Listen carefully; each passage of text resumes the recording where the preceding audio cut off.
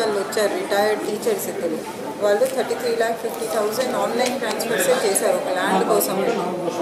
వీళ్ళు రెస్పాండెంట్స్ హైదరాబాద్లో ఉంటారంట, ల్యాండ్ కొత్తపేట విజయనగరం.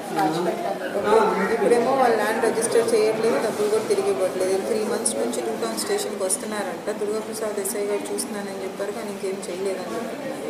సో ఆ టైం ఇవ్వండి, ఏదో డేట్ ఇవ్వండి, ఆ డేట్ కదా రాకపోతే ఎఫ్ఐఆర్ కట్టి కొద్దిగా ముందు పంపించి తీసుకురండి.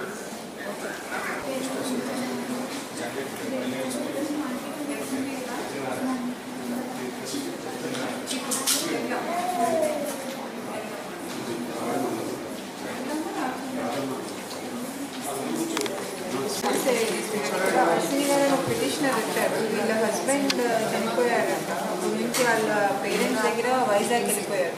తన తెల్లాం మండలంలో ఆమె పేరు మీద ఒక ల్యాండ్ ఉంది.